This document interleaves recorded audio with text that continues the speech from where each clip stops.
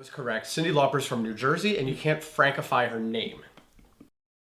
Thank God you're here, because we're about to start off a video that we're calling Confusing Things Americans Say 101. Right, Mikey? That's right, buddy. I literally love this topic. That's funny. Okay, so we snuck in a couple things right there, and we're going to explain all of them in detail. But we've been asked questions on social media and some of the comments of our videos, and we actually even took it to our Facebook group to find out what you guys think are confusing things that Americans say. So we're going to go through some of the best ones one by one. And I'll also add that these things can confuse really even native English speakers, Brits, Australians, people from basically anywhere else but America. Most of our examples are going to be from times where we've confused our Danish friends. Since we live in Denmark, we're going to rep for the Danes. But I think you'll find it quite funny no matter where you come from.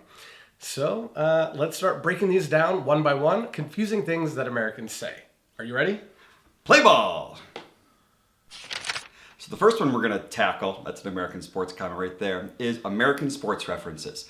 We in America don't really play the same sports that the rest of the world does. So that means that you have all kinds of metaphors for sports like baseball and American football that make no sense if you never know how the sport works. So one example that we hear a lot on calls with colleagues in the US that seems to confuse people here is something like a ballpark estimate. Now this comes from baseball, where they play not in a stadium or on a pitch, but in a ballpark. And so a ballpark estimate is just something that is so close it can fit somewhere in the park. It's a pretty broad estimate.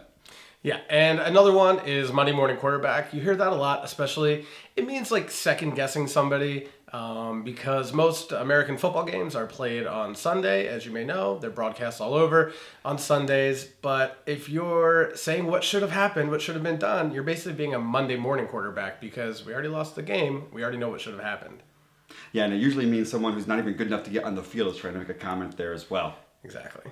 So another one that comes from football that you may hear is calling an audible, which probably makes no sense if you don't know the game. So also talking about quarterbacks, so when they're calling a play, if they're going to change the play that was originally called in, then they're going to do what's called calling an audible, and they make a switch while they're on the field. So you'll see that when you have an original plan that was supposed to happen, and then just as you're about to start the plan, it changes at the last second. You might hear one of us Americans say, hey, we're going to call an audible on that one. But I'm kind of sick of talking about sports acronyms, so let's kick this one away and punt to the next topic. You know, that's one too. Okay, and the next thing is changing our names to make nicknames or some kind of initial or abbreviation for our name. Now, you would think this would be more popular in a country like Denmark, where almost 1% of the population is named Martin Jensen. But nicknames aren't as common here, so it sounds really weird for us Americans to shorten and abbreviate our name, like people calling you Mikey or even initials. One of our good friends, JP, was just visiting us in Denmark, and his name stands for John Patrick, but everybody calls him JP. By the time he was leaving to go back home to Philadelphia, he was just telling people that his name was John because it was just easier than explaining what his name actually means. I don't think I've called him John once in the years and years that I've known him. No. But it's a shame. Your name is one that doesn't really have any nickname to it, so you're just Derek. You're just Derek. That's right. One of the other things is that sometimes we'll also have nicknames for certain names that are common across the board that everybody just knows, but make no sense if you don't know what they are. So, for example, one of my grandmothers was named Margaret, but she went by Peg. You have an Aunt Peggy too. Yep. And other names are like that, like using Dick as shorthand for Richard, or Bill for William, or what else? We get the picture. Yeah, we get the idea. There's a bunch of these, and it makes no sense unless you know what they are. And I have no idea where a lot of these come from. If you do, leave in the comments below.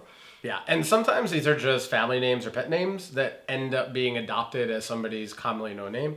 Like, I have a friend in America, you guys probably know her too, that was named Destiny Hope, but goes by the name Miley. Yes, Miley Cyrus, famous American pop star, was actually called Smiley when she was a baby. Maybe you did know that if you're a super fan. And it was shortened to Miley, and now that's just her legal name because she changed it. But things like that happen, and that's just kind of where names and nicknames evolve from in America. And so we have a term for government names, so that if you go by something that's not at all like your normal name, and suddenly you have to fill out a form, you have to use your government name for what's actually on your driver's license or your passport. Exactly. So another thing is actually the title of this video, which is Confusing Things Americans Say 101. One of the things that we do in the US is when we talk about things that are basic or introductory, we'll put a 101 at the end of it, which is kind of weird, right? Yeah, but this actually comes from American universities. See, the way that we structure our academic programs really goes to the way that we code for them when we're maybe getting billed. But introductory courses are pretty much always a 101. So you might have something like Finance 101, Psychology 101, Accounting 101 if you're studying in America. And then as you go through your academic career, you might take a second level course, which would be in the 200s or you get the idea. Yeah, and so you'll see this pretty common across American things. An example, like in the Olympics recently, you might have seen in America videos online like Fencing 101 or Handball 101 to explain the basics to people that don't know how the sport works. You also find this at work quite often, where American companies might take new hires through whatever the company name is, 101, a basic introduction to the company. Okay, so like I am German, Irish, and Polish, but okay, so you may hear Americans do that kind of thing a lot, which is say that they are whatever sort of nationality they have a little bit of blood lineage to. And it's not that they purport to have a passport from that particular country. They're basically just saying, and they identify with that nationality, even if they have no ancestor there going back quite a few generations. Yeah, it doesn't really mean that we have a passport from there. I mean, I remember when I first came over here, my boss was Irish, and I would say, like, oh, I'm Irish. And he's like, I'm from Ireland. I'm Irish. He's right. My family came over during the potato famine. So just saying that if it shows up on a 23andMe DNA test, it probably means that we're going to claim it along the way. Yeah, so for example, I, on my 23andMe test, found out that I am 0.6% Scandinavian, and on Friday and Saturday night, when I have a couple of schnapps in me, I like to think that that grows exponentially, but you guys can decide if you ever see me out. So another confusing things that Americans say are taking words and like totally overusing them to the point that don't have any more of their original meaning. So one example is that you can just use words like buddy and dude if you run into somebody and you've completely forgotten their name. It's a great trick if you've forgotten what the name is of somebody, but you don't want to be impolite. Yeah, another one that people do often and kind of gets played up, especially in movies, is overusing the word like. I do it from time to time. For some people, I think the way that I do it, it's more of just kind of a nervous tick. Americans have this weird fear of having any silence in a sentence. You may have noticed that before. And we often kind of fill any time that we're thinking, we fill it with the word like. Yeah, we also like to use euphemisms. So, for example, if I want to use the F word, but I'm in polite company, I'll say freaking instead. Nothing is actually freaking. I just don't want to offend my mother. True, and some words we use sort of ironically, so you may hear people exaggerate by using words like literally or saying seriously. It's just kind of an exaggeration. I know it's weird, but we do it. We're weird people. And there's some irony in this one, since most Americans only speak English, but you'll often hear us saying, pardon my French, and that pretty much just means that we're cursing and we're apologizing in real time for cursing. Now, I wouldn't particularly do this because I don't care, but some people will say this, maybe in front of children or if they let it slip in a place that's not appropriate. And another funny thing that we do in America is if we want to make something sound a little bit fancier, then we will dress it up and call it French. So that's why, for example, the double doors that we have in our living room would be French doors, a little bit more classy. We do the same things if we want to class up a store. So your normal, simple department store like Target becomes Target, or a J.C. Penney becomes Je sais Penney. What about French salad dressing? No. I think it's just orange ranch dressing. It's not fancy. It's not that fancy. Yeah, but I actually had the opposite experience once while we were visiting France, and we went to a bar where they had some kind of quiz show, and the answer was Cyndi Lauper. And I got into it with a French drag queen who told me that my answer was incorrect because I didn't say Cyndi Lauper. And let me tell you, mademoiselle, I know your true colors because I was correct. Cyndi Lauper's from New Jersey, and you can't Frankify her name. Let's move on.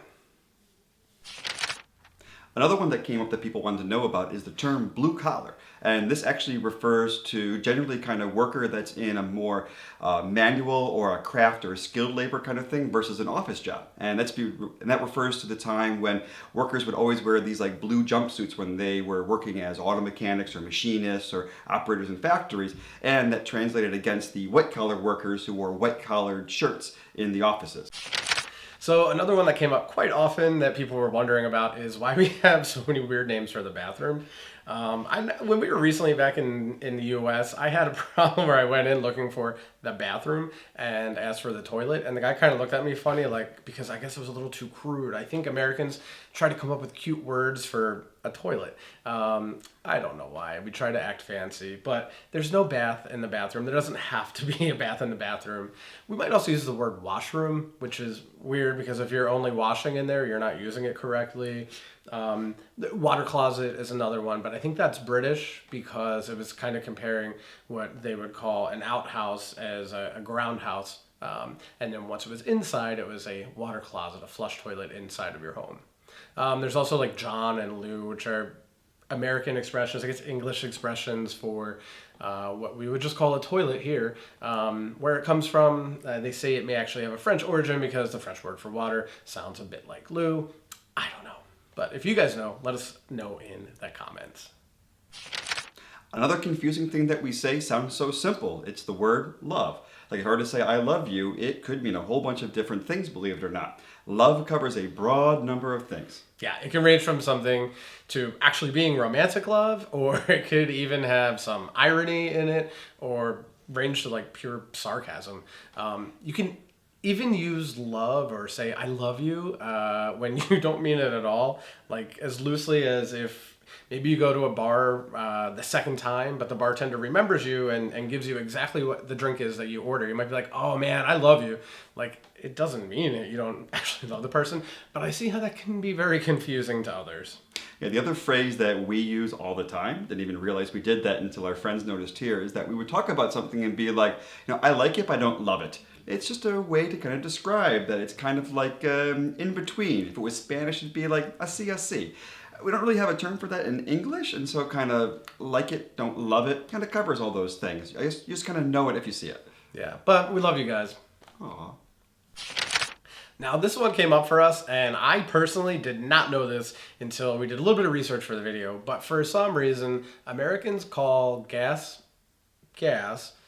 like what you put in your car, except it's a liquid, and I don't know. You want to take it? Yeah, when we did the research, we found that it actually comes from a person's name. There's this guy named John Castle that was selling it under the trade name of Gasoline, which over time turned into gasoline and gasoline, and the name apparently stuck.